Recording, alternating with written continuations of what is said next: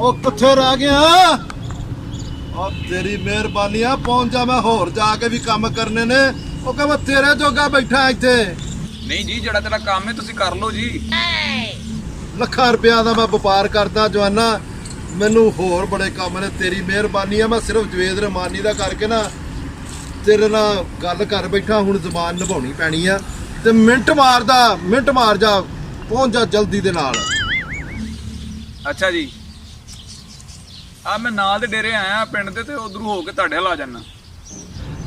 ਨਹੀਂ ਤੇ ਮੈਂ ਕੋਈ ਨਹੀਂ ਲੱਭਣਾ ਥੋੜੀ ਦੇਰ ਤੋਂ ਬਾਅਦ ਤੈਨੂੰ ਇੱਥੇ। ਮੈਂ ਪਹੁੰਚਿਆ ਜਨਾਬ।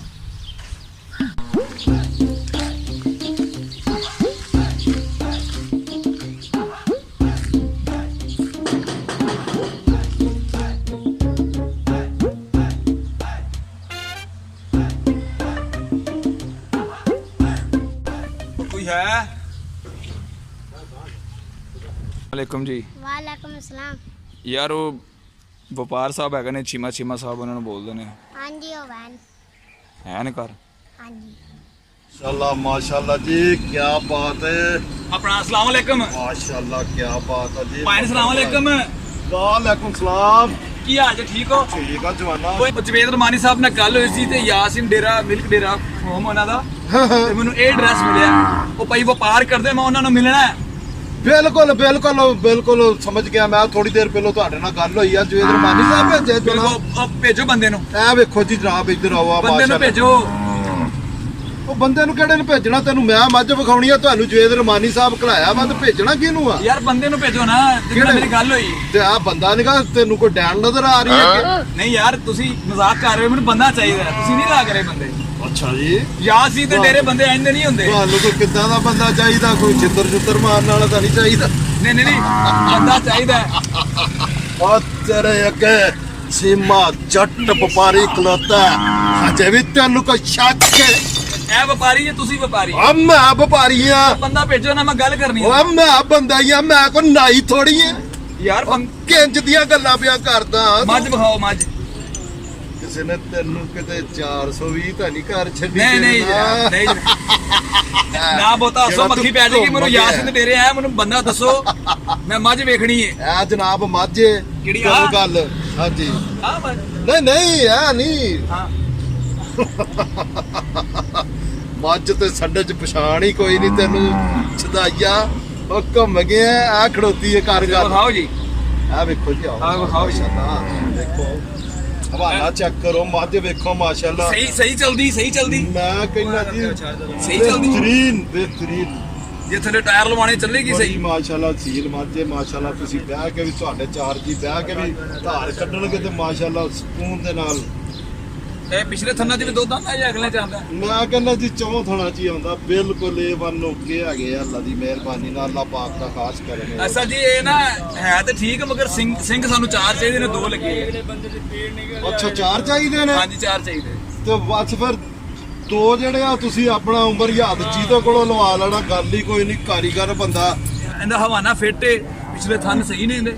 ਮੈਂ ਕਹਿੰਦਾ ਬਿਲਕੁਲ ਸਹੀ ਚੱਲਦੇ ਨੇ, ਚਾਰੇ ਹੀ ਸਹੀ ਚੱਲਦੇ ਨੇ ਜਨਾਬ। ਤੇ ਉਹ ਫੀਡਰ ਸਹੀ। ਉਹ ਜੇ ਕੋਈ ਤੁਹਾਨੂੰ ਸ਼ੱਕ ਹੈਗੀ ਆ ਤਾਂ ਦੋਨੋਂ ਫੀਡਰ ਲਵਾ ਦਿੰਨੇ ਆ ਜਨਾਬ। ਗੱਲ ਹੀ ਕੋਈ ਨਹੀਂ ਆ।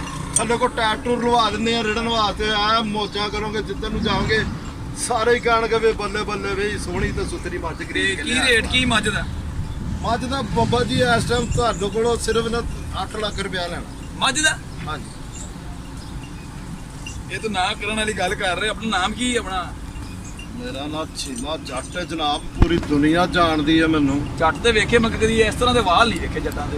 ਜੱਟ ਤੇ ਰੱਖਦੇ ਹੀ ਬੜੇ ਸ਼ੌਕ ਦੇ ਨੇ ਏਦਾਂ ਦੇ ਵਾਲ। ਤੂੰ ਪਹਿਲੀ ਵਾਰੀ ਮਿਲਿਆ ਲੱਗਦਾ। ਇਹ ਫਿੱਟ ਮੱਝ। ਫਿੱਟ ਹੈ, ਬਿਲਕੁਲ ਫਿੱਟ ਹੈ ਜਨਾਬ। ਇਹ ਪੂਛ ਖੁਦ ਚੁੱਕਦੀ ਹੈ ਨਾ ਆਪਣੀ। ਪੂਛ ਖੁਦ ਚੁੱਕਦੀ ਆ। ਔਰ ਤੂੰ ਮੈਨੂੰ ਕੁਝ ਫਿੱਟ ਹੋਣ ਵਾਲਾ ਲੱਗਦਾ। ਠੀਕ ਹੋ ਬੜੀ ਮੱਝ। ਤੇ 8 ਲੱਖ ਹੀ ਲੈਣਾ ਫਿਰ ਇਹਦਾ? ਹਾਂਜੀ ਬਿਲਕੁਲ ਜਨਾਬ। ਤੇ ਤੁਹਾਨੂੰ ਦੱਸੇ ਹੀ ਬਹੁਤ ਥੋੜੇ ਨੇ, ਕਿਉਂਕਿ ਤੁਸੀਂ ਪਿਆਰ ਵਾਲੇ ਜੀਓ। ਜਵੇਦ ਮੈਂ ਰਮਾਨੀ ਮੁੰਡੇ ਨੂੰ ਫੋਨ ਕਰ ਲਾ, ਬਿਆਨਾ ਲੈ ਆਈਏ ਫਿਰ। ਹਾਂ ਬਿਲਕੁਲ ਫੋਨ ਕਰੋ। ਔਰ ਦੇਖਿਓ ਆਪਣਾ अस्सलाम वालेकुम। 2 ਗਨਮੈਨ ਨਾਲ ਲੈ ਕੇ, ਜਿਹੜੀ 10 ਦੀ ਕੈਸ਼ ਦੀ ਰਕਮ ਹੈ ਉਹ ਵੀ ਲੈ ਆ। ਹਾਂ ਲੈ ਕੇ ਪਹੁੰਚ ਡੇਰੇ। ਆਪਣਾ ਮੁੰਡਾ ਕਹਿ ਰਿਹਾ 10 ਰੁਪਏ ਚੱਲਣਗੇ। ਬਿਆਨਾ ਹੀ ਹੁੰਦਾ ਨਾ।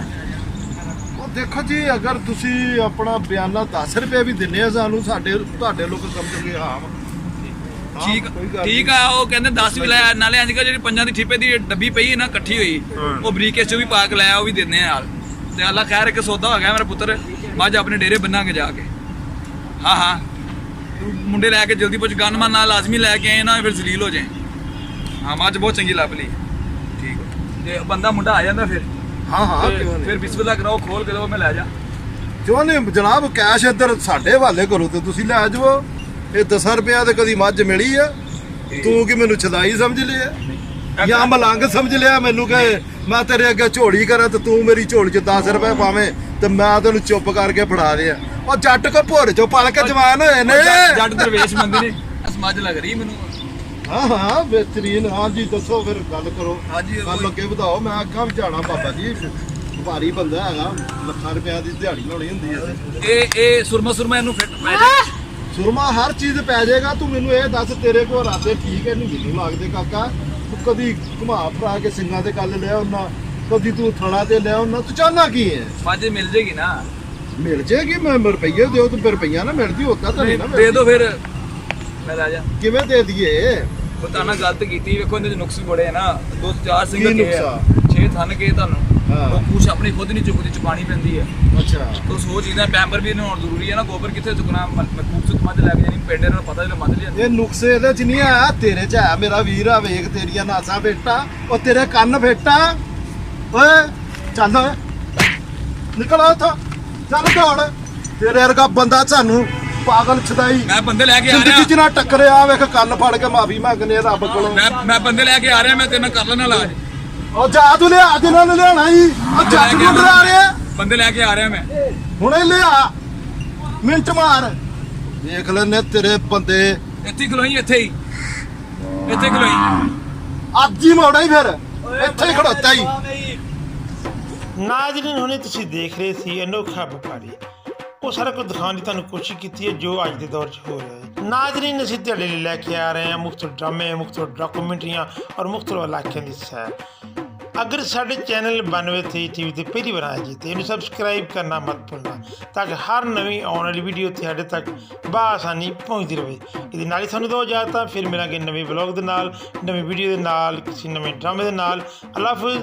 ਪਾਕਿਸਤਾਨ ਜ਼ਿੰਦਾਬਾਦ।